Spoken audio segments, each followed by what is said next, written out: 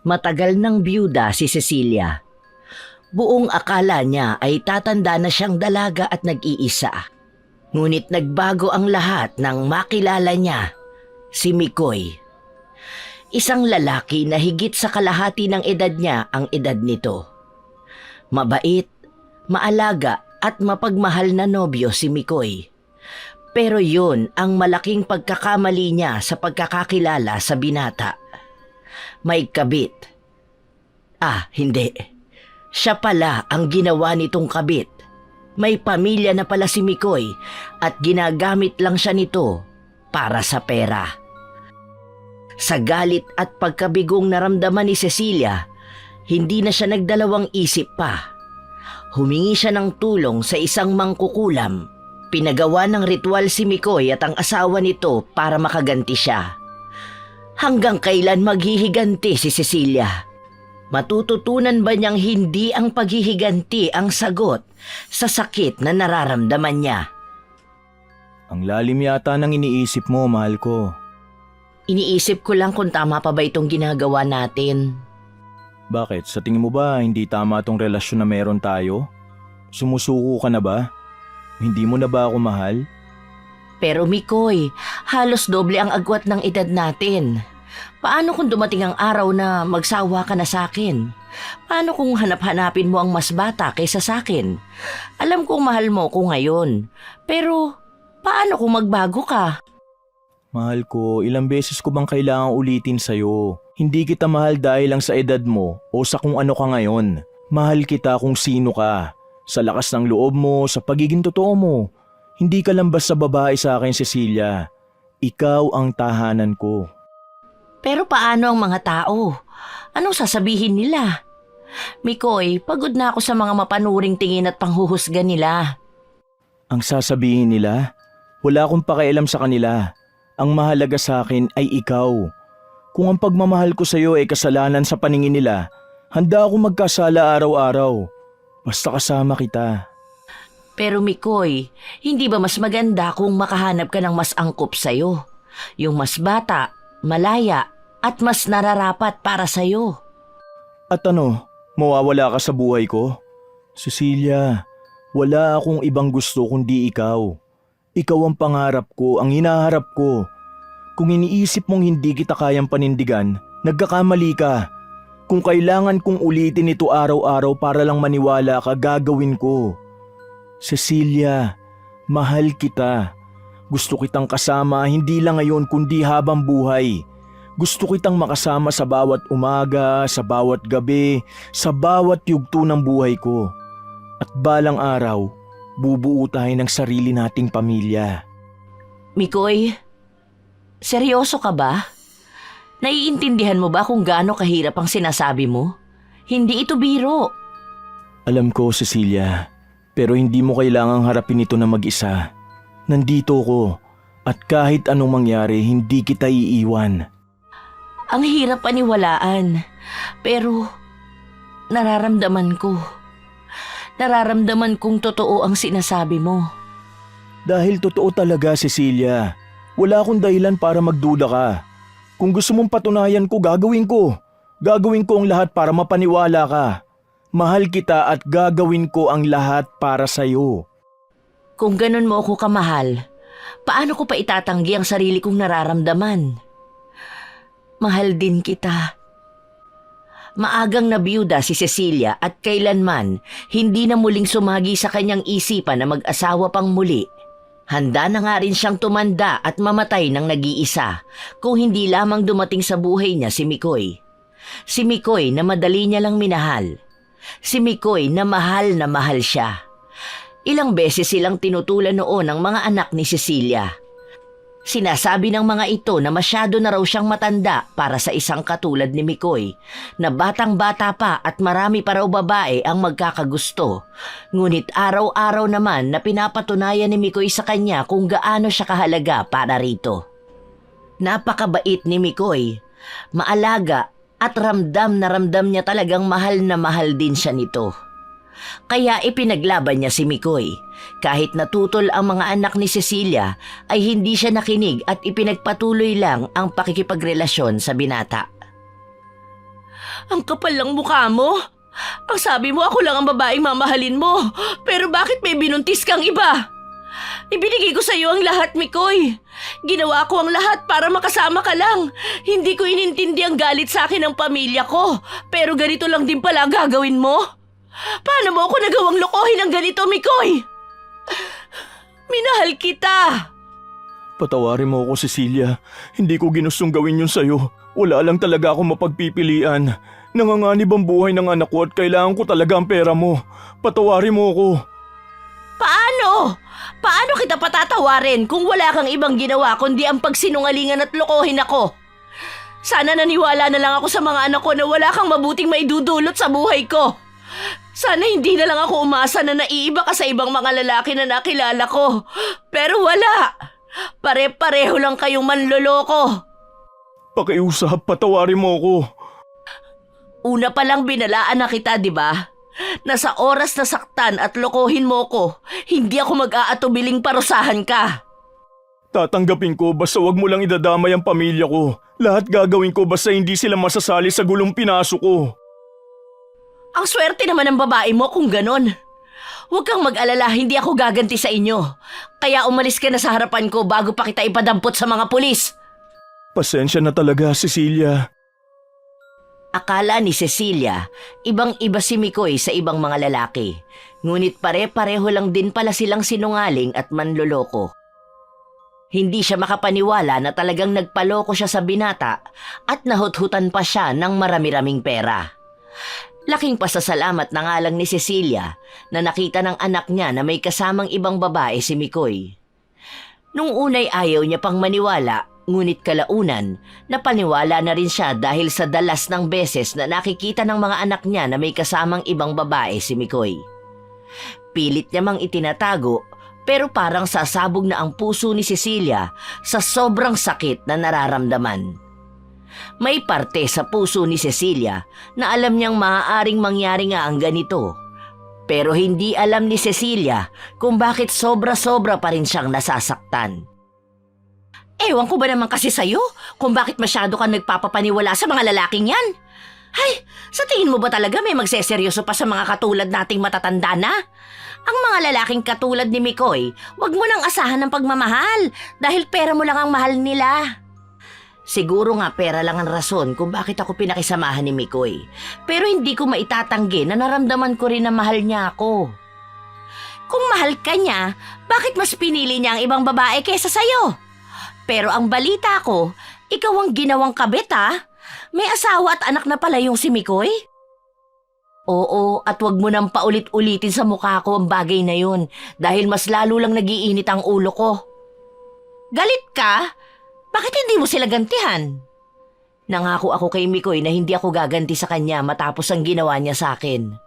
Ano? Niloko ka na nga, mahal na mahal mo pa rin? Hindi naman sa ganon. Iniisip ko lang din na wala namang kasalanan sa akin ang asawa at anak ni Mikoy. Si Mikoy lang naman ang nanloko sa akin, kaya hindi dapat madamay ang mga inosenteng buhay kung gugustuhin ko mang gumanti sa kanya. At kilala mo naman ako. Ayaw na ayaw kong ginagalit ako kasi matindi akong bumawi. May alam akong paraan para makaganti ka ng hindi naalalaman ni Mikoy na ikaw ang gumagawa ng paghihiganti sa kanya. Simple lang. Ipakulam mo sila. Sa ganong paraan, makakaganti ka ng hindi nila nalalaman. Kulam? May gumagawa pa ba niyan ngayon? Oo naman. Usong-uso pa ang kulam at marami pang gumagawa niyan ngayon. Ano bang tingin mo? Masakit ang ginawa sa akin ni Mikoy pero hindi ko alam kung tama bang ipakulam ko siya para makaganti ako. Abay oo, ipakulam mo na. Isipin mo ang pagwasak niya sa'yo. Wala ka namang ibang ginawa kundi ang mahalin siya. Pero anong binigay niyang kapalit? Wala siyang ginawa kundi ang saktan ka at lokohin. May kilala ka bang pwedeng gumawa ng kulam? Oo naman. Halika, puntahan natin siya. Magaling naman kukulam yun. Yun din ang nangkulam sa asawa ni Susan, yung homeowner natin. Hayun, tumigil na sa pambababae. Sumunod si Cecilia sa kanyang kaibigan. Magkasama nilang pinuntahan ang isang mangkukulam na sinasabi ng kaibigan niyang si Cynthia. Pumunta ang magkaibigan sa bahay ni Apong Serafin. Unang kita pa lang ni Cecilia sa bahay, nakaramdam na kaagad siya ng matinding takot. Nakakakilabot naman din kasi talaga ang bahay, tapos wala pang masyadong ilaw at napakadilim talaga. Sigurado ka bang may nakatira pa rito? Oo, sigurado ako. Kagagaling ko lang dito nung 1 linggo at sinamahan ko si Christy. Ipinakulam din noon yung kaaway niya. Bakit lahat yata kami puro pangkukulam ang solusyon na binibigay mo sa mga problema namin? Kasi madali lang gawin at siguradong gagana pa. Hayaan mo na. Huwag ka na magtanong. Halika na, pumasok na tayo. Sa loob ng madilim at masikip na kubo, amoy ng insenso ang pumupuno sa hangin. Ang mga kandila ay umiilaw sa lamesang kahoy na puno ng iba't ibang alahas, halamang dagat at maliliit na botelyang may likidong hindi maipaliwanag. Nasa isang sulok ng silid sina Cecilia at Cynthia, nakaupo sa mababang bangko. Kinakabahan si Cecilia pero pursigido naman siyang humarap kay Apong Serafin. Si Apong Serafin naman, na isang matandang lalaking may kulubot na balat at matalim na tingin ay nakaupo sa kabilang dulo ng lamesa. Hinahaplos ang isang lumang aklat ng orasyon. Apong Serafin, ito po ang kaibigan kong si Cecilia. Pumunta po kami dito dahil may idudulog siya sa inyo at hihingi po kami ng tulong. Ang bigat ng hangin mo, Iha. Ano ba talagang layunin mo at naparito ka? Gusto ko po siyang ipakulam. Ang dati kong nobyo. Sinira niya ako, Apong Serafin. Niloko niya ako. Parang wala akong halaga sa kanya. Ibinigay ko ang lahat sa kanya. Puso ko, pagmamahal ko, pera, oras. Kaya gusto ko po sanang gumante. Alam mo ba kung ano ang hinihiling mo, Iha? Ang kulam, hindi ito laro. Hindi ito basta-bastang dasal na isinusumpa at tapos na. Ito'y may kabayaran din, Cecilia. Kaya ko pong harapin ang anumang kapalit. Gusto ko lang po talaga siyang magdusa, Apong Serafin. Gusto kong maramdaman niya ang sakit na ipinaranas niya sa akin. Ang galit, Iha, ay parang apoy. Kaya nitong lamunin pati ang may hawak sa kanya. Sigurado ka bang handa kang maglaro ng apoy? Makinig kang mabuti. Ang kulam ay may dalang mabigat na enerhiya. Ang iba'y ginagamit ito para sa hustisya. Ang iba na may para sa paghihiganti. Ang maganda, maaari nitong gawin ang taong kinukulam na sumunod sa iyo, magdusa o mawala ng lahat ng mahalaga sa kanya. Pero ang pangit dito, maaari din itong sirain ng mangkukulam, ang nag-utos ng kulam, o ang mga taong nasa paligid na mga ito. Hindi mo makokontrol ang lahat ng mangyayari. At minsan, ang sakit na idudulot ng kulam ay mas malaki kaysa sa sakit na naramdaman mo ngayon dahil sa panluloko ng dati mong nobyo. Alam ko po ang sinasabi niyo, pero wala na akong pakialam. Sinira niya ang buhay ko. Iniwan niya ako para sa ibang babae. Wala na siyang awa sa akin. Kaya hindi din ako dapat maawa sa kanya. Kung yan ang kagustuhan mo, hindi na kita pipigilan. Pero tatanungin ulit kita, Iha. Sigurado ka na ba? Kasi kapag sinimulan ko na ito, wala nang bawian. Sigurado po ako, Apong Serafin. Gawin na natin ito. Tumango si Apong Serafin. Hinila ang isang basong may lamang tubig at isang bote ng pulang likido mula sa kanyang mesa. Binuksan niya ang bote at dahan-dahang itinaktakan likido sa tubig na nagdulot ng maladilim na ulap na unti-unting kumalat sa baso. Kung gayon, kailangan ko ang pangalan niya, kaarawan, ang kanyang larawan, at ang pinakamahalagang bagay na pag-aari niya. Ibigay mo sa akin ang mga ito at sisimulan ninyo ang ritual sa susunod na kabilugan ng buwan. Oo, kayo na lamang ang gagawa at madali na lang naman ang ritual. Narito na po ang lahat ng kailangan niyo. Mabuti kung ganoon, Iha. Pero tandaan mo, ang mundong ito ay puno ng batas ng kalikasan. Kung ano man ang ginawa mo, babalik ito sa iyo ng 3 beses pa. Huwag kang magulat kung darating ang araw na kailangan mong harapin ang konsensya mo. Handa ako, Apong Serafin. Basta siguraduhin ninyong magdudusa siya. Mangyayari ang nararapat, Iha. Pero tandaan mo, wala na itong balikan pa. Sa sandaling maumpisahan natin ang ritual na ito, magiging bahagi na ito ng buhay mo. Huwag kang magdalawang isip at wala rin dapat makaalam na ikaw ang nagpapakulam sa iyong ipinakulam para higit na maging mabisa ang ritual na ating ginawa. Nakaramdam ng malamig na hangin si Cecilia. Parang may humaplo sa kanyang batok pero wala siyang makitang maaaring gumawa nun sa kanya nang lumingon siya sa kanyang harapan. Tumindig ang balahibo niya pero hindi niya ininda ito. Tumayo siya at marahang tumango kay Apong Serafin. Ang pangkukulam ay hindi basta-bastang laro, lalo na kung itim na mahika ang inyong tatahakin. Ano-ano pa po ba ang mga paraan ng pangkukulam, Apong Serafin? At paano ito nakakaapekto sa biktima? Maraming paraan. Ang ilan ay mas mapanganib kaysa sa iba. Halimbawa, itong voodoo doll. Ang manikang pangulam na ito ay ginagamit para magdulot ng pisikal na sakit sa biktima. Kung saan mo itutusok ang karayom, doon niya mararamdaman ang kirot. Pero ito'y para lamang sa mga hindi ganun kalalim ang layunin. Hindi po sapat ang sakit sa katawan. Gusto ko siyang magdusa, Apong Serafin. Gusto kong wasakin siya ng tuluyan. Alam ko, Iha. Kaya ang gagamitin natin ay ang mas malalim na paraan. Ano naman po ito? Ito naman ay langis na ginagamit para sa domination spell.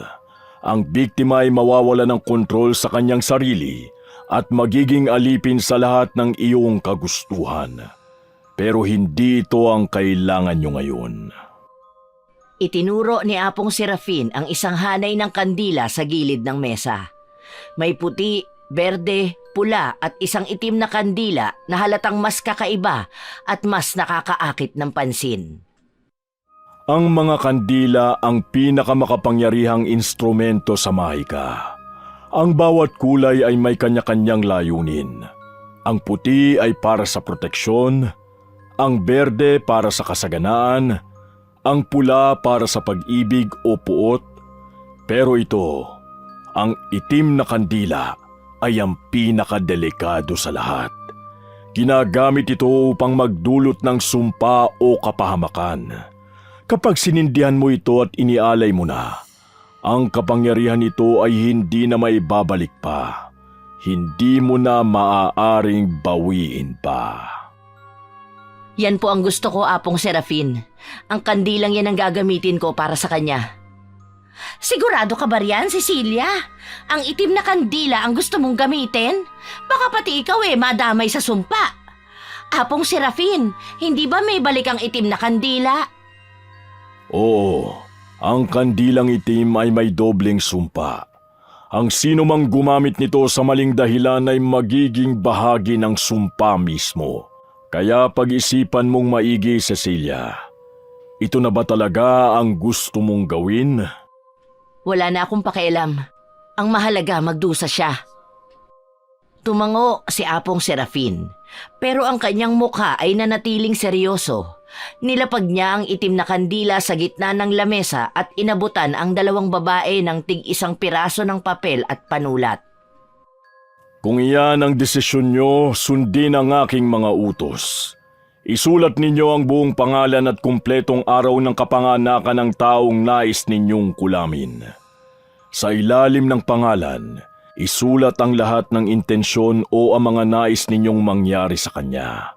Pagkasira, pagdurusa, pagkabigo. Huwag ninyong tipirin ang inyong galit. Ilagay ninyo lahat. Apong Serafin, hindi po ba tayo mapaparusahan sa ginagawa natin? Ang bawat kilos ay may kabayaran. Ang tanong, handa ka bang harapin ang kabayaran? Ano na po ang susunod, Apong Serafin? Kapag sinindihan na ninyo ang kandila, magsisimula na ang proseso. Ang iyong galit at ang iyong hangarin ay dadaloy sa apoy, at ang apoy na ito ang magdadala ng sumpa sa iyong biktima. Tandaan ninyo, kapag ang itim na kandila ay nagsimulang magliyab, hindi na ito maibabalik. Ang sumpa ay magpapatuloy hanggang sa makamit ang layunin nito. Opo, naiintindihan ko po. Mangyayari na sa wakas ang nararapat na mangyari. Kapag gagawin mo na ang ritual, ito ang iyong sasabihin. Sa apoy ng kandilang ito, mabubuwag ang pagtataksil at susunugin ang koneksyon ng pusong makasalanan. Hindi na ako makapaghintay pa. Gusto ko nang makita ang magiging resulta ng pangkukulam ko kay Mikoy at sa kanyang asawa. Maraming salamat sa inyong tulong, Apong Serafin. Sige at mag-iingat kayo. Matapos maituro ni Apong Serafin kay Cecilia ang paraan kung paano gagawin ang ritual ay umalis na rin sila doon. Inihanda ni Cecilia ang lahat ng kakailanganin niya sa paghihiganti. Patagurin siyang umupa sa bahay kasunod ng bahay ni Mikoy at ng asawa nito. Siyempre gusto niyang makita kaagad ang resulta ng kulam na gagawin niya. Kayo po pala ang bago naming kapitbahay. Mabuti at dito po kayo sa amin napalipat. Ligtas naman po dito sa lugar namin at mababait ang lahat ng mga kapitbahay natin. Talaga? Maganda yan kung ganun. Kasi yan ang naging problema ko dun sa inalisan kong paupahan noon. Ako nga pala si Cecilia. Ikaw, anong pangalan mo? Ako po si Rosalie. Mag-isa ka lang bang nakatira dyan sa bahay nyo? Ah, hindi po. Kasama ko po ang asawa ko at anak ko.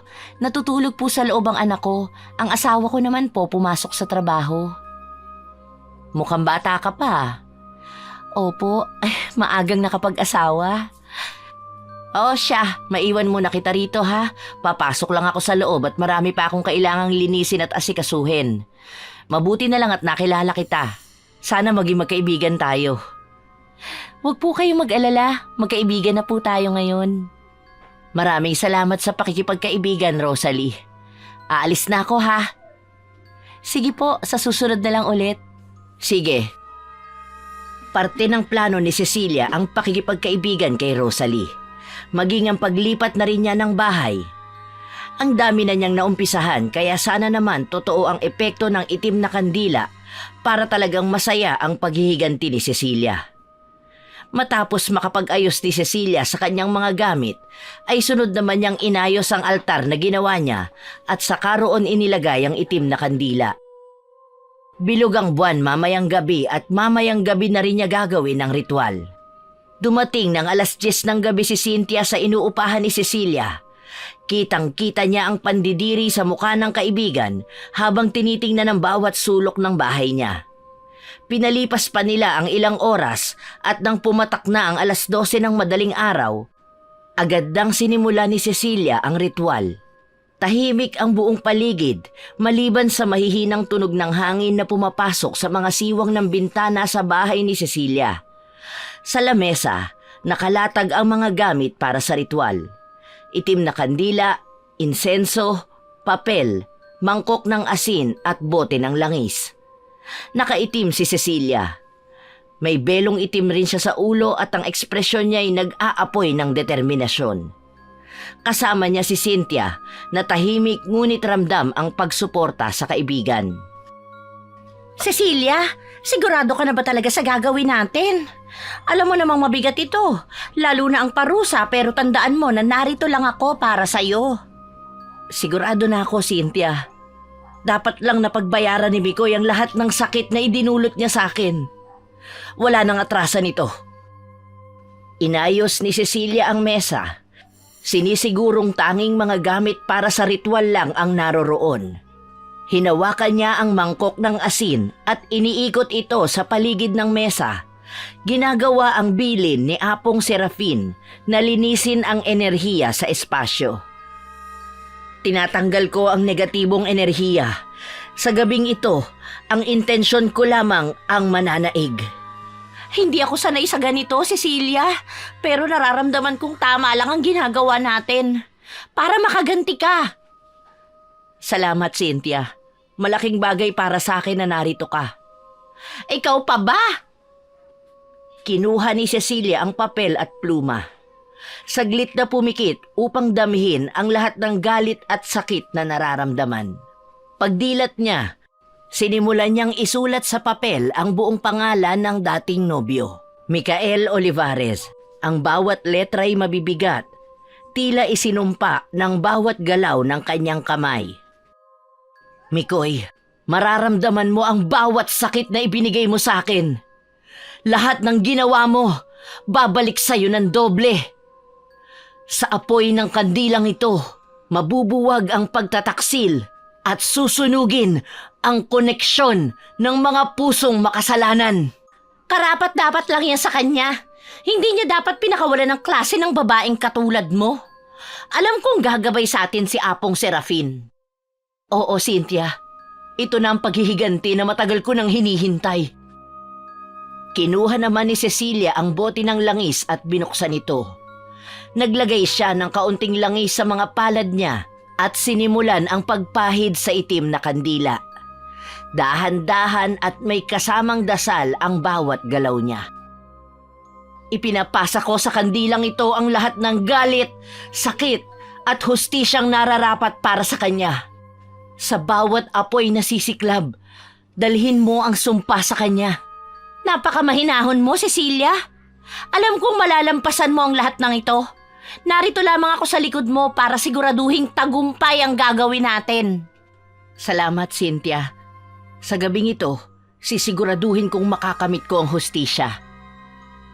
Itinayo ni Cecilia ang kandila sa gitna ng mesa. Inilagay niya sa ibabaw ng papel na may nakasulat na pangalan ni Mikoy. Kinuha niya ang posporo at sinindihan ang kandila. Ang apoy ay sumiklab ng malaki bago naging steady ang liwanag nito.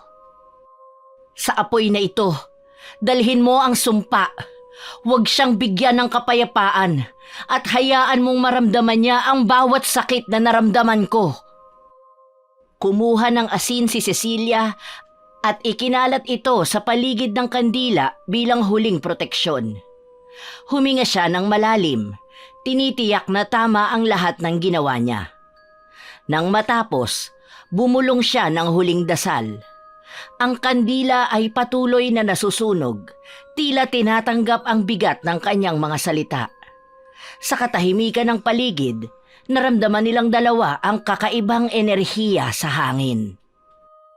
Panginoon ng hustisya, tapos na ang ritual na ito. Dalhin mo ang sumpa sa nararapat.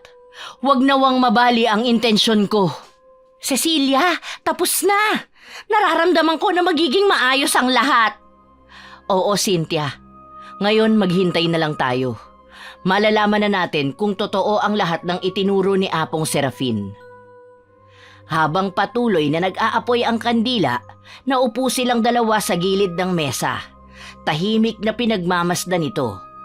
Ramdam nila ang bigat ng ritual, ngunit nanatili ang tapang at pag-asa sa kanilang mga puso. Nagluto nga po pala ako ng sopa sa Aling Cecilia. Dinalang ko na po kayo para naman makapagmerienda kayo. Naku, nag-abala ka pa. Maraming salamat ha, pero Cecilia na lang ang itawag mo sa akin. Naikwento ko ho kayo sa asawa ko eh. Tuwang-tuwa siya at gusto kayong imbitahan sa munting salo-salo namin sa bahay. Magpapakain kami kasi buntis ako sa pangalawang anak namin. Talaga? Buntis ka? Aba magandang balita yan ha. Salamat po. Opo, magandang balita talaga dahil hirap po ako magbuntis eh. Mabuti na lang at mabait ang Diyos. Biniyayaan pa kami ng isa pang anak.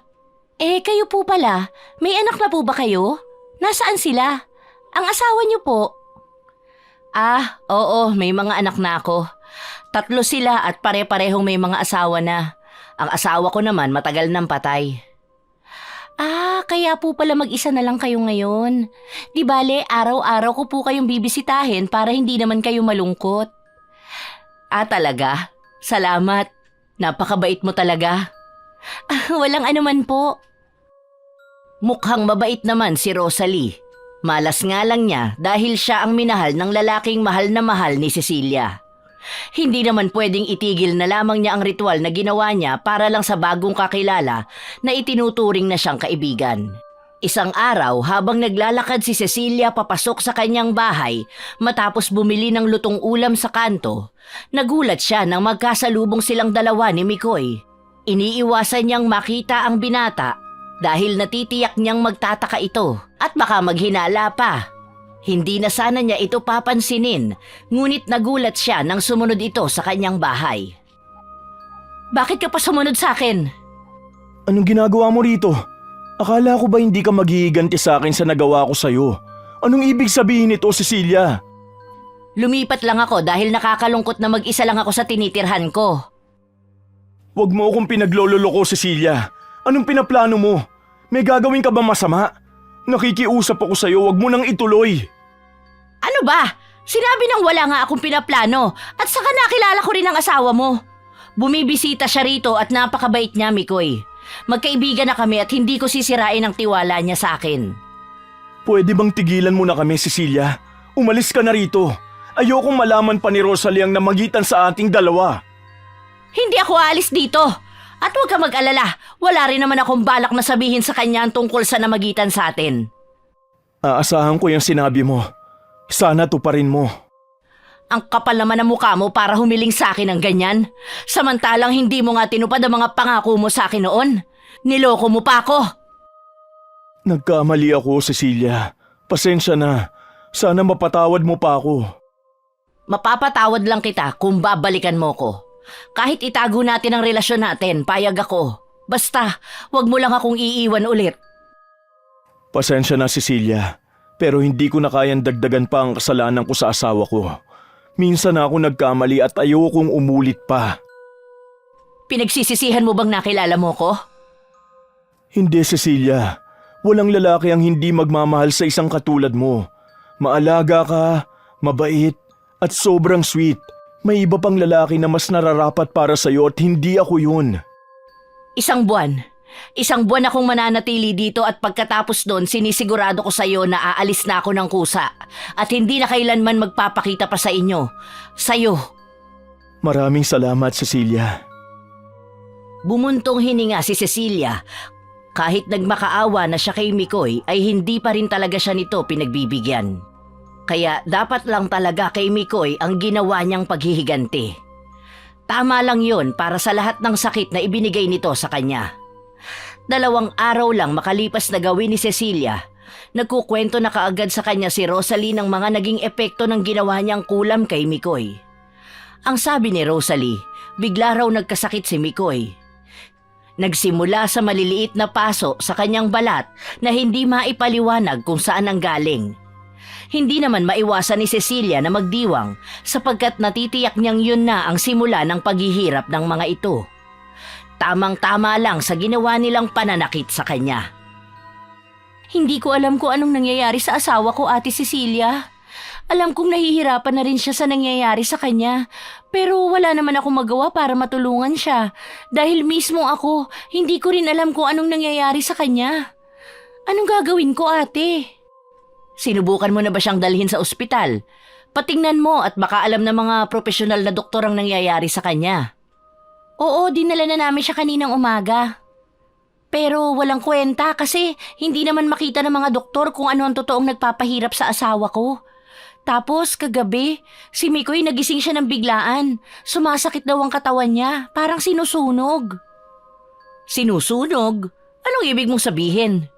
Ganito, bigla siyang napabalikwas sa kama. Ang lakas ng sigaw niya, Ate Cecilia.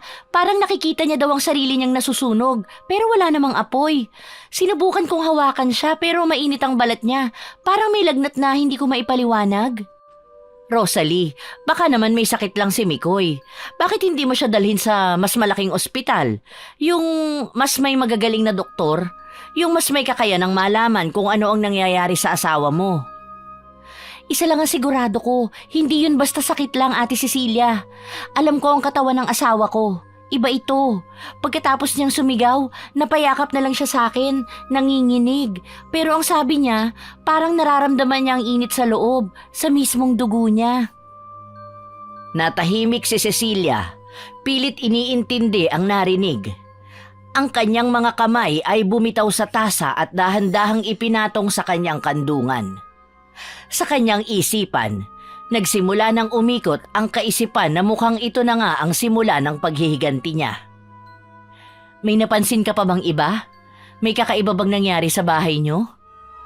Oo, ilang gabi na parang may amoy na nasusunog na goma sa kwarto namin. Hinanap ko nga kung saan nanggagaling pero wala akong makita. Ni isang kandila o kahit anong appliance na pwedeng magdulot ng amoy. Pero kagabi, mas malala. Hindi ko na alam kung ano pang sasabihin ko sa'yo kasi maging ako man wala rin talagang alam sa mga ganyang bagay. Hindi ko alam kung paano ka matutulungan pero subukan mong magdasal. Ipagdasal mo ang asawa mo. Salamat Ate Cecilia ha. Hindi ko talaga alam ang gagawin ko kung wala ka rito sa tabi ko. Mabuti na lang at lumipat ka rito sa amin at ngayon may nakakausap na ako tungkol sa mga bagay-bagay. Wala yon, ano ka ba? Ikaw na rin naman ang nagsabi na magkaibigan na tayong dalawa. Kaya kaibigan na rin ang turing ko sa'yo. Subukan ko kayang dalhin sa albularyo si Mikoy, Ate Cecilia. Ano sa tingin mo? Baka mas may maitulong pa sa amin ang albularyo kung doon ko patitingnan ng asawa ko. Kung ang mga doktor nga walang nagawa para matulungan ang asawa mo paano pa kaya ang mga albularyo? Yung mga sintomas kasi na nakikita ko kay Mikoy, ganun din ang nangyari noon sa tatay ko nung nakulam siya. Kulam? Talaga, Rosalie? Nagpapapaniwala ka sa mga ganyan? Hindi totoo yan. Ang mabuti pa, alagaan mo na lang si Mikoy. Pasensya na Ate Cecilia ha. Desperada na kasi talaga akong malaman kung anong nangyayari sa asawa ko. Susubukan kong makipag-usap sa albularyo na taga rito lang din sa atin. Samahan mo ako, pwede ba? Sige, sasamahan kita. Maraming salamat Ate Cecilia. Ang bait-bait mo talaga. Walang anuman. Kinagabihan, mabigat ang pakiramdam ni Cecilia sa paligid ng kanyang bahay. Sa maliit na sala, nag-iisa si Cecilia sa harap ng mesa. Isang punit-punit na papel ang hawak niya. Ang dating pangalan ni Mikoy na sinulatan niya noong ritual. Sa mesa, may patay na itim na kandila. Ang wax nito'y tila kumalat na parang dugo. Humihingal si Cecilia, mukhang hindi mapakali habang paulit-ulit na tinitingnan ang kandila. Sa kabila ng katahimikan, biglang bumukas ang pinto. Pumasok si Cynthia, dala ang ilang gamit na panglinis. Napatingin sa kanya ang kaibigan. Bakit ganito? Bakit ganito ang nararamdaman ko? Akala ko tapos na. Akala ko walang balik sa akin ang sumpa.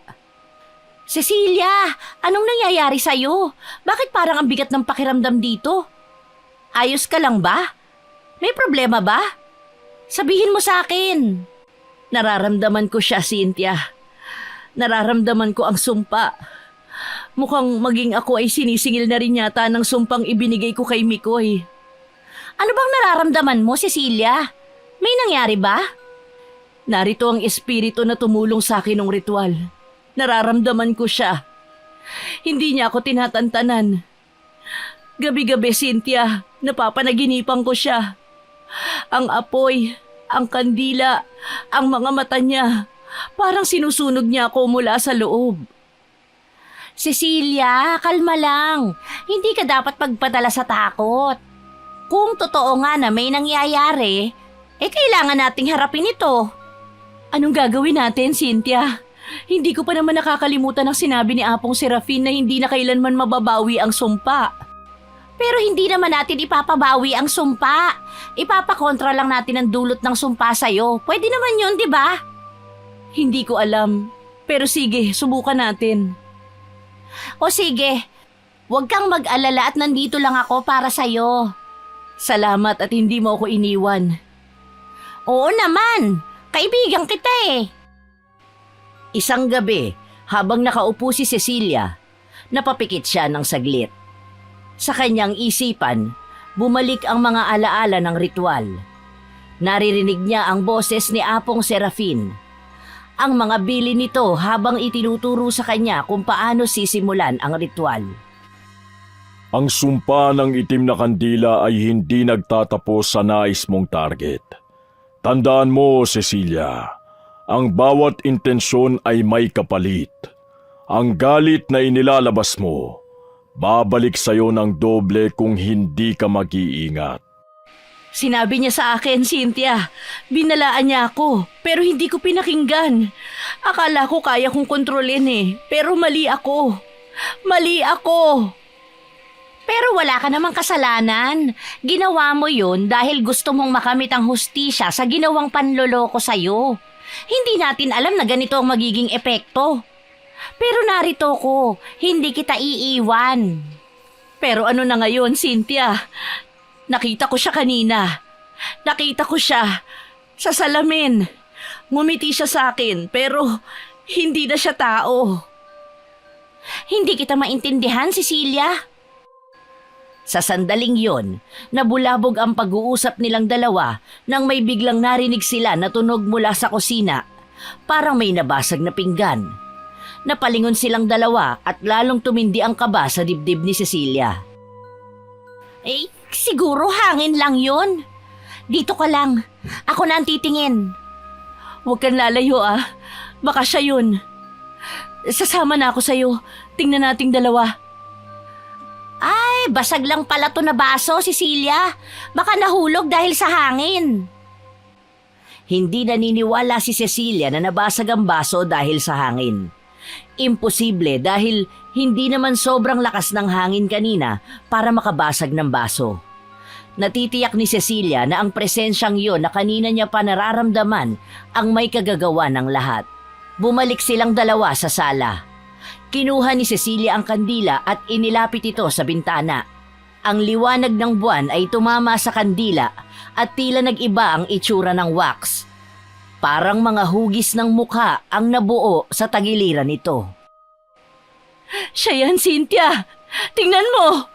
Siya yan! Siya yung nakikita ko! Siguro, kailangan nating bumalik kay Apong Serafin. Kailangan nating malaman kung paano ito tatapusin. Huli na ang lahat, Cynthia. Sinimulan ko ito at ako rin ang magbabayad.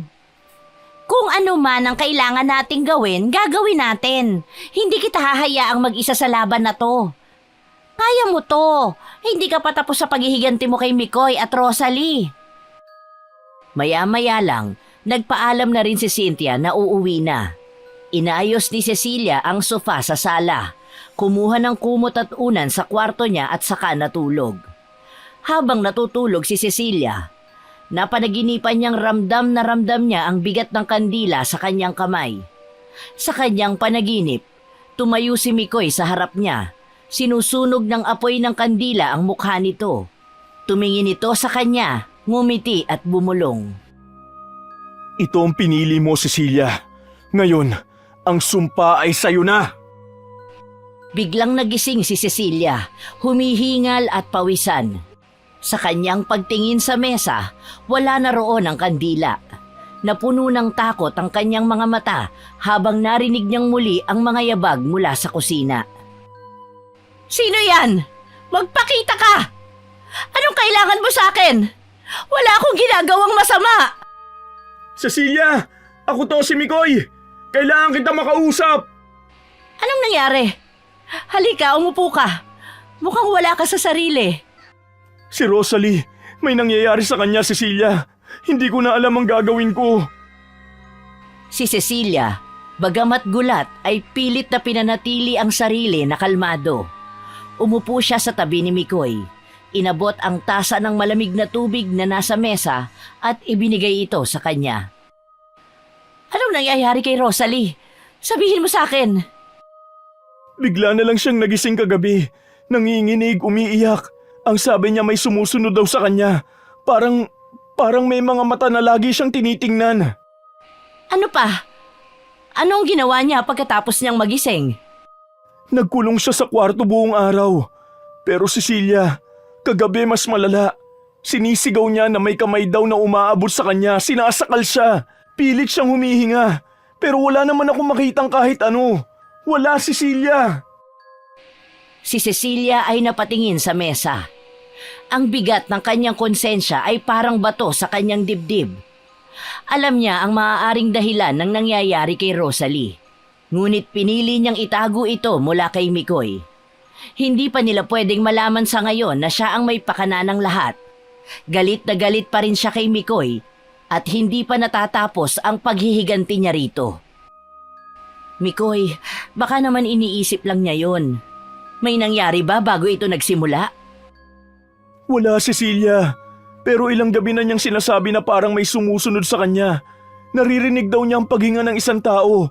Pero kami lang naman dalawa sa bahay.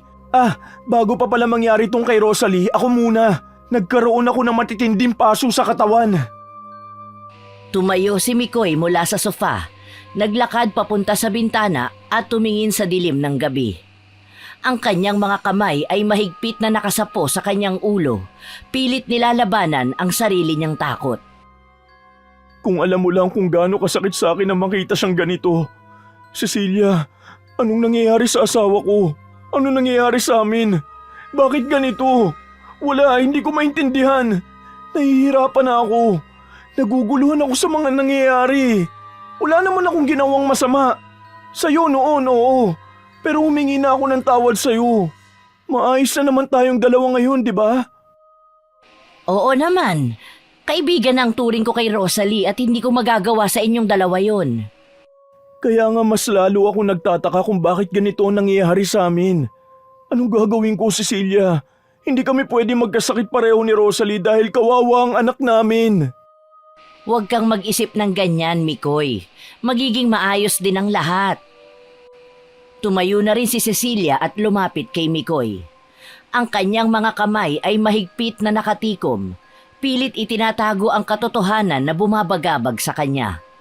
Ang kanyang boses ay nanatiling mahinahon. Mikoy, baka kailangan nating dalhin si Rosalie sa doktor. Baka may kakaibang nangyayari sa isip niya. Ayaw niya, Cecilia. Ayaw niyang lumabas ng bahay. Parang natatakot na siya sa mundo eh. Hindi ko na alam ang gagawin ko. Ang mga salita ni Mikoy ay tumimo sa puso ni Cecilia. Sa kanyang isipan, nagsimula ng maglaro ang mga alaala ng itim na kandila, ng ritual at ng babala ni Apong Serafin. Tama pa ba itong ginagawa niya? Tama pa ba ang pagpapahirap niya sa mag-asawa? Mikoy, kailangan nating harapin ito. Hindi natin pwedeng hayaan si Rosalie na magdusa ng ganon. Paano, Cecilia? Sabihin mo sa akin kung paano ko siya matutulungan. Hindi ko rin alam, pero mag-iisip ako ng paraan para matulungan natin si Rosalie. Huwag kang mag-alala. Magiging maayos din ang asawa mo. Kahit ano handa akong gawin, Cecilia. Basta bumalik ang asawa ko. Saan tayo hihingi ng tulong? Mas maganda kung patitingnan natin sa doktor si Rosalie. Bukas ng umagang-umaga, magpupunta tayo kaagad sa doktor. Sige, kaya lang pinoproblema ko ang pera. Ilang araw na akong hindi nakakapagtrabaho dahil sa biglaang pagkakasakit ko. Tapos ngayon naman si Rosalie. Ayoko namang galawin ang naipon namin dahil para yun sa panganganak ni Rosalie. Hayaan mo na. Ako na muna ang bahala sa lahat. Talaga? Maraming salamat sa lahat ha. Hindi ko alam ang gagawin ko kung wala ka. Teka, kumain na ba kayo? Ang anak mo, dapat siguro bumalik ka na sa bahay nyo.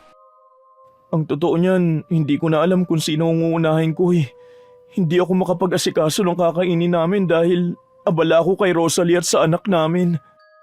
Halika't umuwi muna tayo sa inyo.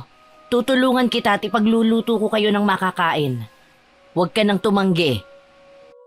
Magkasabay na pumunta sina Cecilia at Mikoy sa bahay ng mga ito. Pagkarating nila roon ay kaagad na lumapit sa kanya si Rosalie. Kitang-kita niya ang paghihirap ng babae sa mga mata nito. Magsisinungaling siya kung itatanggi niyang wala siyang nararamdamang pagsisisi sa mga pinaggagawa niya. Walang ibang ginawa si Rosalie kundi ang maging mabait sa kanya. Pagkatapos ay ito lang ang igaganti niya sa taong itinuring na siyang kaibigan. Ate Cecilia, tulungan mo ko. Hindi ko na kaya. Hirap na ako. Hindi ko na maasikaso ang mag-ama ko dahil sa tindi ng nararamdaman ko. Gusto kitang tulungan pero hindi ko rin alam kung paano. Hayaan mo at bukas na bukas pupunta tayo sa ospital at patitingnan ka namin. Ayoko, Ate Cecilia. Wala rin namang maitutulong sa akin ang mga doktor na yon. Hindi nila ako mapapagaling katulad ng nangyari sa asawa ko. Pero paano ka namin matutulungan kung ayaw mo magpatingin sa doktor? Nariyan na naman, Ate Cecilia. Nariyan na naman yung lalaking gustong kumuha sa akin. Tulungan niyo ako. Itago niyo ako. Ha? Ano bang pinagsasasabi mo riyan, Rosalie? Wala namang ibang tao rito kundi tayo lang. Hindi. Parating na siya. Parating na siya. Galit na galit siya, Ate Cecilia. Kukunin niya ako. Sino ang kukuha sa'yo? Ngunit hindi na nakasagot sa kanya si Rosalie dahil tumakbo na ang babae sa kwarto nila mag-asawa at doon nagkulong. Hindi makapaniwala si Cecilia sa kanyang nakita. Ganon din ang nararamdaman niya nitong nakaraang araw lang. Yun nga lang, mas matibay naman siya kung ikukumpara kay Rosalie. Hindi ganyan ang asawa ko, Cecilia. Mabait, mapagmahal at marespeto ang asawa ko. Kaya hindi ko alam kung sino maaaring gumawa nito sa kanya. Hayaan mo at malalaman din natin yan bukas. O siya, sa kusina muna ako at magluluto. Ikaw naman, alagaan mo na muna ang anak mo. Salamat sa lahat ng tulong mo sa amin, Cecilia. Wala yon, ano ka ba? Matapos nilang kumain ng hapunan, naglinis na rin si Cecilia ng bahay nila Rosalie. Hindi niya alam kung bakit pati yon ay naisip niya pang gawin. Sa dami ng kanyang ginawa, hindi niya napansing nakatulog na pala siya sa sofa nila Rosalie na nasa sala. Nagising lamang siya nang makarinig ng mga sigawan mula sa kwarto ni na Rosalie at Mikoy. Rosalie! Rosalie, tulungan mo ako! Diyos ko, parang may apoy sa katawan ko. Ano ba to? Bakit nagkakaganito tayo? Anong apoy? Wala ka naman sugat, Mikoy. Ano bang sinasabi mo? Ang init! Sobrang init! Ang hapdi! Ito na naman! Nauulit na naman! Bakit ba kasi ganito nangyayari sa atin? Hindi ko rin alam. Pero may awa naman ang Diyos, Mikoy. Magiging maayos din tayo. Huwag kang mag-alala. Kailan pa? Kung kailan patay na ako? Hindi ko na kaya, Rosalie. Nahihirapan na rin ako. Pero hindi naman tayo pwedeng sumuko. May anak pa tayo na umaasa sa atin. At ipinagbubuntis ko pa ang pangalawang anak natin. Tama. Kailangan ko lakasan ang loob ko dahil may mga anak pa tayong umaasa sa atin. Tumayo na si Cecilia sa kanyang kinauupuan. Hindi na siya nag-atubili pang tumakbo at pumasok sa loob ng kwarto ng mag-asawa. Ni hindi na nga niya naisip na pribado ang kwartong pinasok niya. Mikoy! Rosalie! Ano bang nangyayari? Hindi ko rin alam, Cecilia. Wala akong makitang apoy. Pero parang may matinding init sa buong katawan ko. Para akong nasusunog. Ate Cecilia, tulungan mo kami. May masama bang nangyayari kay Mikoy? Wala kaming nakikitang apoy, pero sabi niya parang may sumusunog sa kanya. Si Cecilia ay lumapit sa mag-asawa. Ang kanyang mga mata ay mabilis na tumuon kay Mikoy. Sinusuri ang kanyang itsura. Nakikita niyang pawis na pawis si Mikoy. Ang kanyang balat ay mamula-mula ngunit walang anumang makikita na palatandaan ng nasusunog na katawan. Ang mga mata ni Mikoy ay parang nawawala sa sarili at punong-puno ng kalituhan. Mikoy, wala kang nakikitang anumang sugat, di ba? Wala ring sunog? Walang apoy. Pero ang init. Cecilia, ang sakit. May masama bang nangyayari sa kanya? Anong dahilan ng lahat ng to? Sa totoo lang, hindi ko talaga alam, Rosalie. Pero hindi ito normal. Hindi ko rin alam kung paano ito nangyayari. Bumangon si Mikoy mula sa kama. Para bang nagsisimula ng mawalan ng kontrol sa sarili niyang katawan. Ang kanyang mga mata ay naging malabo at nakikita ni Cecilia na para bang may isang bagay na hinahawakan siya, ngunit hindi niya kayang makita o ipaliwanag. May naglalakad ba rito? May mga tao ako naririnig eh. Kailangan ko makarating sa labas. Parang may sumusunod sa akin. Nagmamadaling lumapit si Cecilia kay Mikoy. Pinipilit na pakalmahin ito. Ngunit sa likod ng kanyang mga mata, makikita ang takot na bumabalot sa kanya. Mabilis siyang kumuha ng isang baso ng malamig na tubig at iniabot kay Mikoy. Uminom ka muna ng tubig. Kailangan ma-relax ka.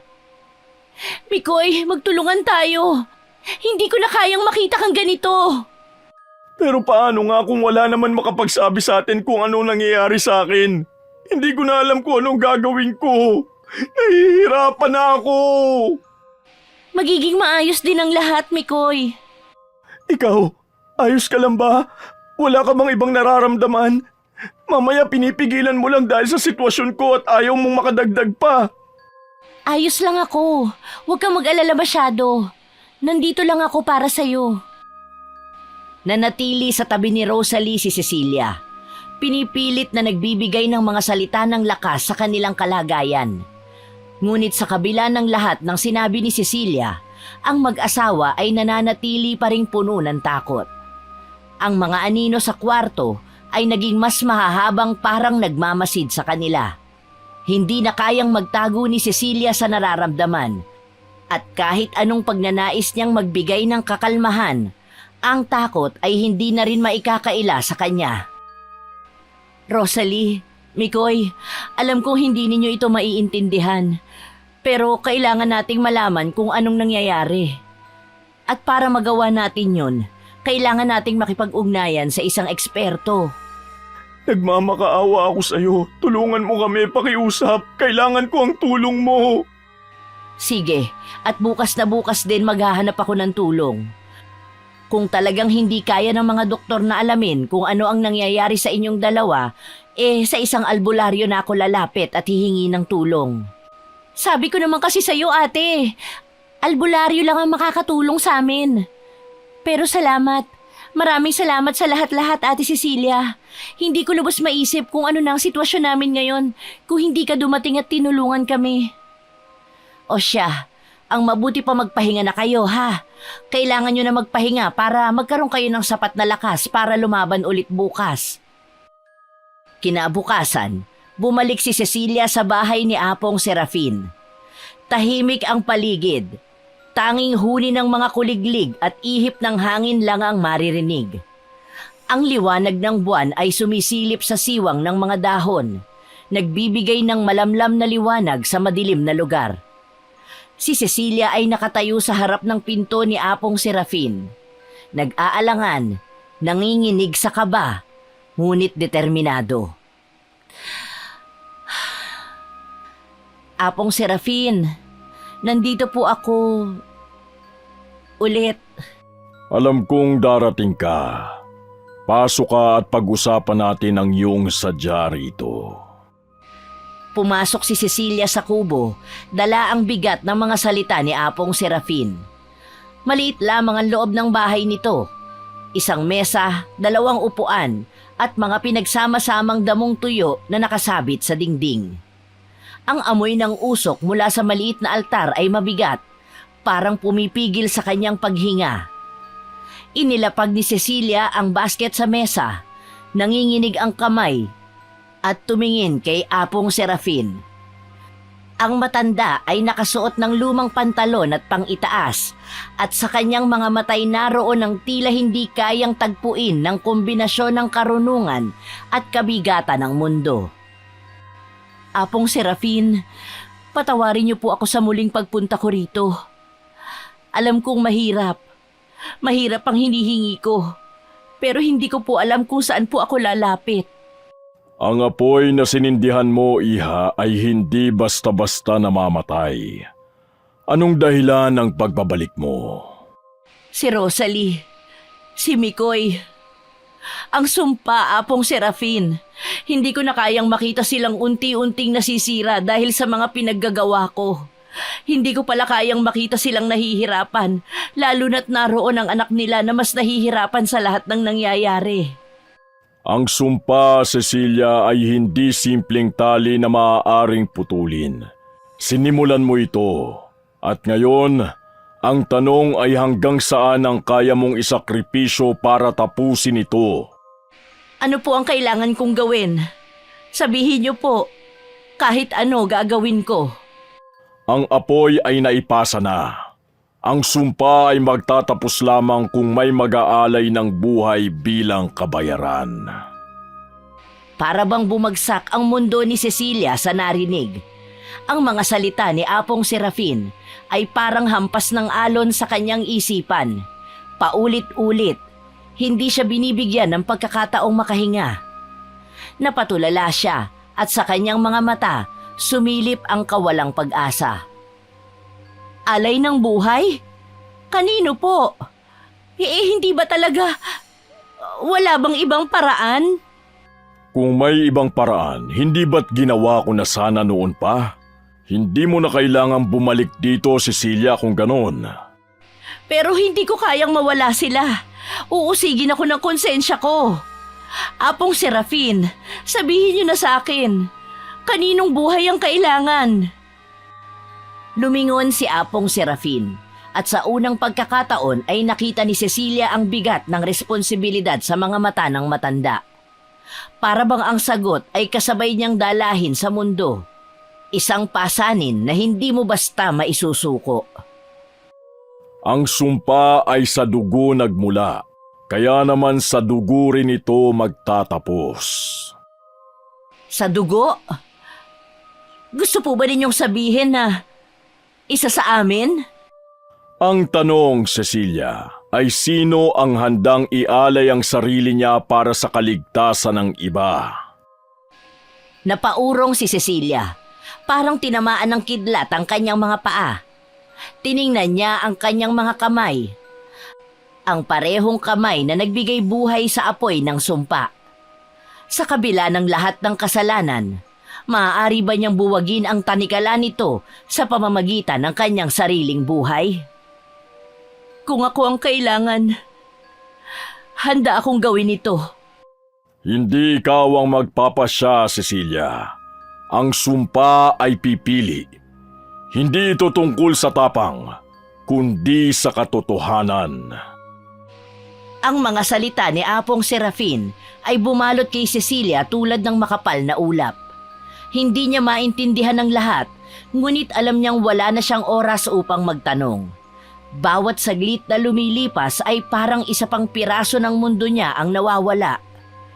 Tumayo si Apong Serafin at tinapik siya sa balikat bago ibinulong ang huling salita. Ipagdasal mo, Iha. Hindi sa akin kundi sa kanila. Sapagkat ang apoy ay hindi kailanman mabubuhay ng walang pagkonsumo. Kung pagsisisihan ko po ba ang ginawa ko, may mababago ba ako? Wala. Talagang laging nasa huli ang pagsisisi, ano? Tulungan niyo po ako, Apong Serafin. Tulungan niyo po akong mailigtas silang dalawa. Matindi po ang galit ko noon, pero sa bawat na nakakasama ko si Rosalie, napagtanto ko kung bakit mahal na mahal siya ni Mikoy. Ngayon sobrang sising-sisi ako na pati siya walang puso kung idinamay sa kasalanan sa akin ni Mikoy. Sana nag-isip muna akong mabuti at hindi nagpadala sa bugso ng damdamin. Kaya paulit-ulit kitang tinanong noon bago ko ituro ang ritual sa'yo. Kung sigurado ka na ba talaga sa gusto mo? Ang sabi mo, oo. Kaya bakit binabawi mo na ngayon? Hindi ko pa rin po kasi inaasahan na magiging totoong kaibigan ng trato ko kay Rosalie. Kaya kung may dapat mang magsakripisyo ng buhay, ako yon dahil ako naman ang nag-umpisa ng kaguluhang ito. Kung hindi ko sana piniling maghigante, hindi sana ganito ang mangyayari sa amin. Pasensya ka na talaga, Cecilia. Pero wala na akong maitutulong pa sa'yo. Sana mahanap mo ang tunay na kaligayahan. Puno ng emosyong iniwan ni Cecilia ang kubo na may bagong bigat sa kanyang puso. Ang tanong ng sakripisyo ay bumabalot sa kanyang isipan habang binabagtas niya ang madilim na daan pa uwi. Lumong-lumo na siya dahil wala man lang napalang maganda. Akala niya kasi pagbalik niya, magiging maayos na rin ang lahat dahil nasisigurado niyang may maitutulong sa kanya si Apong Serafin. Ngunit nagkamali siya. Wala na siyang magagawa pa para baliin ang kulam. Ano? Bakit pa namang ginawa yun? Suko ka na kaagad? Oo, Cynthia. Ang hirap palang makita silang nahihirapan.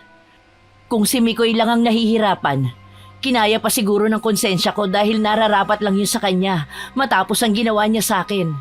Pero inuusig kasi ako ng konsensya ko na pati ang inosenteng si Rosalie, lalong-lalo na pati ang anak nila na nadadamay dahil sa kabaliwan ko. Pero ano nang gagawin mo ngayon? Paano mo sila maililigtas kung pati si Apong Serafin wala nang magawa? Ako na mismo ang mag-aalay ng buhay ko sa apoy. Hindi ko alam kung paano ko gagawin. Pero buo na ang desisyon kong isakripisyo ang sarili ko para sa ikabubuti ng lahat. Ano? Nababaliw ka na ba talaga? Bakit mo gagawin yan? Hindi mo man lang ba naisip ang mga anak mo? Paano na sila ha? Anong sasabihin ko sa kanila kung mawala ka na nga? Mag-iiwan ako ng sulat para sa kanilang tatlo. Ibigay mo na lang sa kanila. Ay nako, ngayon nagsisisi ako na dinala pa kita kay Apong Serafin. Nagsisisi na ako na pinilit kitang gumante sa pamamagitan ng pangkukulam. Sana hindi ko na lang pala ginawa yon. Di sana hindi mangyayari ito ngayon. Ayos lang. Wala rin naman akong pinagsisisihan sa lahat ng mga nangyari. Kahit na ganito ang magiging wakas ng kwento ko. Isang gabi sa lumang bahay ni Cecilia. Malamig ang paligid, ngunit sa kalooban niya ay tila nagbabaga ang apoy. Tahimik ang paligid, maliban sa marahang pag-ugong ng hangin mula sa labas. Sa madilim na sulok ng kwarto, naroon si Cecilia. Nanginginig, pawis na pawis at tila lumulutang ang isip habang kumakapit sa gilid ng kanyang kama. Ano ba to? Bakit laging ganito na lang ang nangyayari sa akin? Diyos ko, tama na. Tantanan niyo na ako. Biglang lumamlam ang ilaw ng gasera sa kwarto ni Cecilia.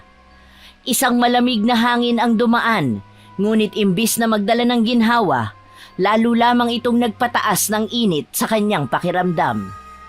Naramdaman niya ang bigat sa kanyang dibdib at sa kabila ng kanyang mga daing, nagising ang mga espiritu ng kandila na tila tumatawag mula sa kawalan.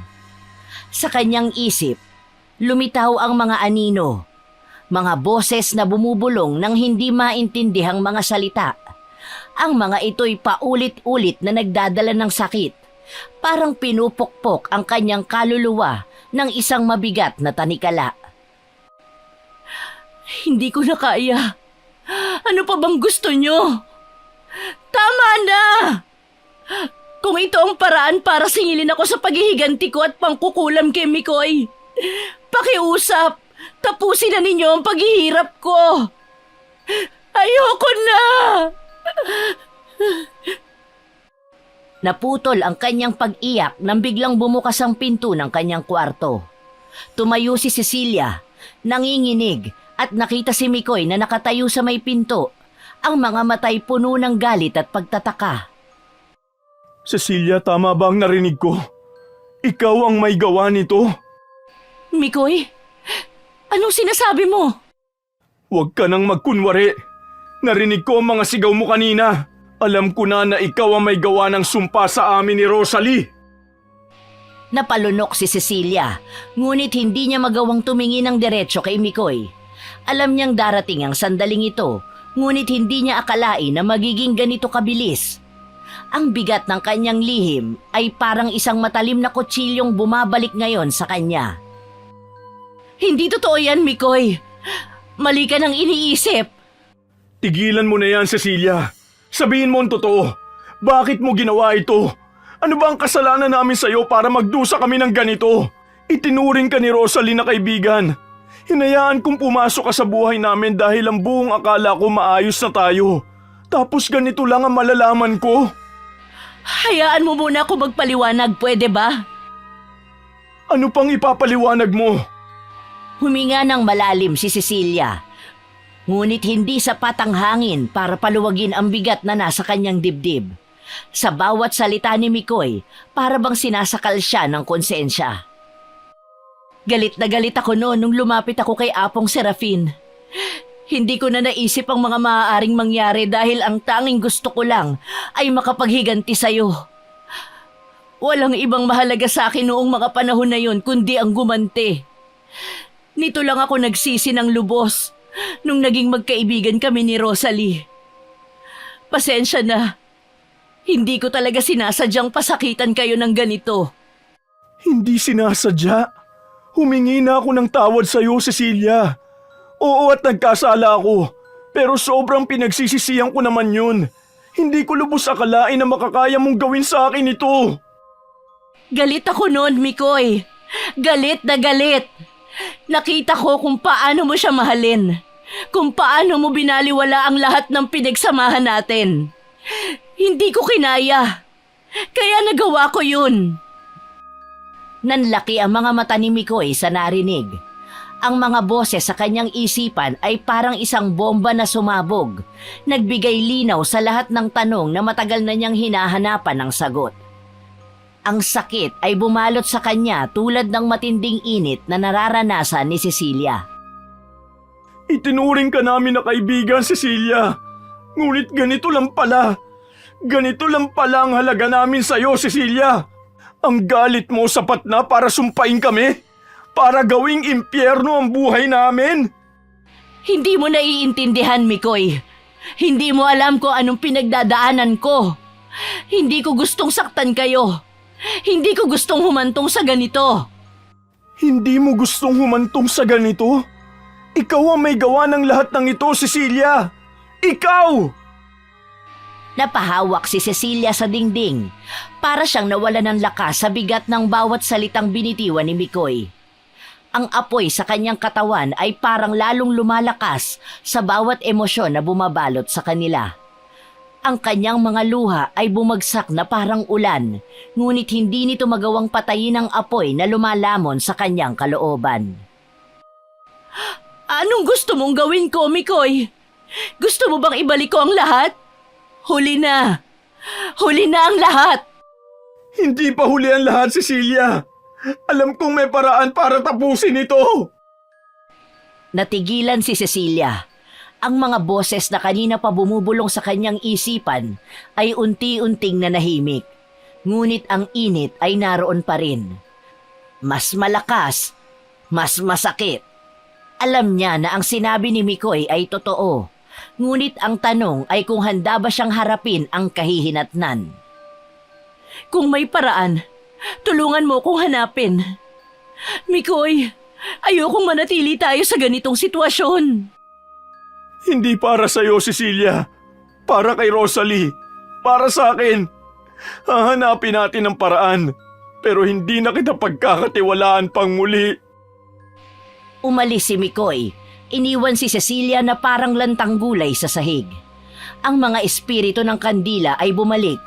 Ngunit sa pagkakataong ito, alam niyang kailangan niyang harapin ang kanyang kasalanan at ang apoy na likha ng kanyang galit at inggit. Sa dilim ng gabi, ang tahimik na bahay ay muling napuno ng mga bulong.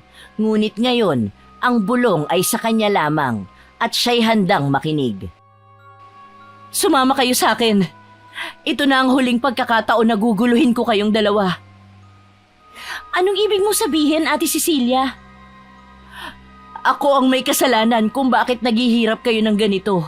Kaya pagbabayaran ko na ang ginawa ko. Sana mapatawad niyo ko. Ano bang sinasabi mo, Ate Cecilia? May kasalanan akong malaki sa kanya. Kaya gumanti siya sa akin sa pamamagitan ng kulam. Nadamay ka lang. Ano? Bakit? Ano bang ginawa mong kasalanan kay Ate Cecilia at kailangan pa niyang humantong sa pagpapakulam sa atin? Hindi na mahalaga yon, Rosalie. Ang kailangan nating gawin ngayon ay ang natatanging paraan para matapos na ang ginawa ko. Anong paraan? Ang isakripisyo ang buhay ko sa apoy ng kandilang itim. Ano? Huwag ka na magtanong dyan. Halina at samahan niyo na ako. Ang pagsasakripisyo na lang talaga ng buhay niya ang naiisip na paraan ni Cecilia para matapos na ang lahat at yon ang gagawin niya. Tapos na naman siyang makapagpaalam sa lahat ng mga importanteng tao sa buhay niya. Sa isang abandonadong simbahan sa gitna ng kagubatan, doon pumunta sina Cecilia, Mikoy at Rosalie. Ang lamig ng hangin ay tila mga daliring humahaplos sa kanyang balat, nagdadala ng kilabot sa bawat hakbang. Ang altar ay natatakpan ng agyo, habang ang kandilang itim ay nananatiling nag-aalab sa gitna. Si Cecilia na pawisan at humihingal ay nakatayo sa harap ng altar. Ang mga palad ay nanginginig sa bigat ng desisyon. Sa gilid, naroon sina Mikoy at Rosalie, parehong tila nawala ng lakas sa takot na kanilang nararamdaman. Lahat ng ito, lahat ng sakripisyo, lahat ng hirap, hindi ko hahayaang masayang lang. Kung may natitira pa sanang pag-asa, kaya lang ito na lang ang natitirang paraan. Hindi, Cecilia. Hindi mo kailangan gawin ito. Maghahanap tayo ng ibang paraan. May ibang paraan pa. Hanggang kailan pa tayo magtitiis, Mikoy? Ilang gabi na tayong natutulog ng may takot. Ilang araw na tayong nagtatago. Pero ano? Wala tayong mahanap na paraan. Wala tayong magawa. Pero hindi ikaw, Ate Cecilia. Hindi ikaw ang dapat magbayad. Hindi patas. Kung hindi ako, sino? Ako ang dahilan kung bakit nagsimula ang lahat ng ito. Ako ang humawak sa kandila nung una. Ako ang nagkamali. Napaluhod si Rosalie sa sahig. Tinakpan ng mukha habang umiiyak ng malakas. Si Mikoy, kahit nanginginig ay sinubukang pigilan si Cecilia, ngunit umatras ito nang makita ang determinasyon sa kanyang mga mata. Para bang ang tingin niya ay apoy na hindi kailanman mapapatay. Bakit? Bakit ikaw? Hindi mo kailangang akuin ang lahat ng ito. Kung hindi ko gagawin, patuloy tayong mamumuhay sa anino ng sumpa. Ang sumpa ay hindi mawawala hanggat walang nagbabayad at nagsasakripisyo ng buhay. At ngayon, handa na ako. Naramdaman ni Cecilia ang mabigat na mga mata ni Mikoy at Rosalie habang unti-unti siyang tumayo sa harap ng altar. Yumuko siya, inilapit ang kandila sa kanyang mukha at inusal ang isang dasal na tila para sa sarili. Panginoon, kung naririnig mo pa ako, alagaan mo sila. Bigyan mo sila ng lakas na ipagpatuloy ang buhay kahit wala na ako. Nakaramdam siya ng bahagyang haplos sa kanyang balikat. Si Mikoy, na ngayoy luhaan, ay tumabi sa kanya. Hindi kita pababayaan, Cecilia. Kung ito ang desisyon mo, nandito lang ako. Isang hikbi ang narinig mula kay Rosalie, ngunit hindi na ito nagsalita. Bumitiw si Mikoy at umatras ng kaunti. Hinahayaang gawin ni Cecilia ang huling hakbang. Hawak niya ang kandila at tumingin sa kanila sa huling pagkakataon. Sana patawarin ninyo ako. Dahan-dahang inilagay ni Cecilia ang kandila sa altar. Ang apoy ay tila sumayaw sa hangin, mas maliwanag kaysa dati. Narinig ang pag-usal niya ng mga salitang mahirap intindihin. Ang kandila ay biglang lumaki ang ningas at ang apoy nito ay tila bumalot sa katawan ni Cecilia. Nagsimulang lumabo ang kanyang imahe habang ang apoy ay bumabaon sa kanyang balat. Ngunit kahit nasasaktan, hindi siya sumigaw. Ang kanyang mga mata ay nanatiling nakapikit. Tanggap ang lahat ng mangyayari. Hindi! Cecilia! Pinigilan siya ni Rosalie. Niyakap siya ng mahigpit kahit nagpupumiglas ito. Samantalang si Cecilia ay tahimik na lumuluhod sa gitna ng apoy. Unti-unti, nagsimulang magbago ang paligid. Ang mga agiw ay nawala at ang halimuyak ng amoy ng bulaklak ay pinalitan ang mabahong hangin. Ang kandila ay nagbigay ng huling liwanag bago ito tuluyang napawi. At sa huling sandali, narinig nila ang boses ni Cecilia na tila hangin lamang ang nagdala. Malaya na kayo. Ilang linggo na ang lumipas mula sa gabing yon, ngunit ang alaala ni Cecilia ay hindi nawala. Sa parehong simbahan, ilang residente ang nagbalik at nagsabing naririnig nila ang iyak ng isang babae sa gabi. May mga nagsasabing nakikita nila ang anino ng isang babaeng nakaupo sa tabi ng altar, habang ang kandilang itim ay muling nag-aalab sa kadiliman. Nakabalik na sa normal na buhay nila sina Mikoy at Rosalie, ngunit ang sugat ng pagkawala ni Cecilia ay nananatili sa kanilang puso. Madalas nilang binibisita ang simbahan, dala ang mga bulaklak at tahimik na nagdarasal sa altar. Salamat, Cecilia. Hindi namin makakalimutan ang sakripisyo mo kahit kailan. Napatitig si Rosalie sa kandila na parabang inaasahang muling sisindi ito. Ngunit nanatiling tahimik ang altar. Ang kandila ay nanatili sa dilim. Pinapatawad na kita at salamat. Mahal kita, Ate Cecilia. Salamat sa pagpapatawad sa kanya. Walang kasalanan si Cecilia. Kung meron man kayong dapat nasisihin, ako yon, sapagkat ako ang nag-udyok sa kanya na ipakulam kayo para makapaghiganti sa ginawa ni Mikoy. Nung nakilala ka niya, Rosalie, doon na pagtanto ni Cecilia kung gaano kamali ang naging desisyon niya sa pagpapakulam sa inyo. Ngunit nagsisiman siya, huli na. Hindi na mababawi pa ang sumpa, maliban na lang kung may magbubuwis ng buhay. Sana mapatawad niya rin si Mikoy dahil pinapatawad ko na siya. Sayang nga lang at wala na si Ate Cecilia dahil malaki ang utang na loob ko sa kanya. Mabait si Cecilia, kaya tiyak na napatawad na niya si Mikoy. Habang lumalakad sina Cynthia, Mikoy at Rosalie palayo sa simbahan, isang anino ang sumabay sa kanilang hakbang. Tahimik, malungkot, ngunit tila nagbabantay. Sa malayo, ang kandilang itim ay muling sumindi. Ang liwanag nito ay sumasayaw sa dilim. Parang kumakaway at tila nagpapaalam sa mga naiwan.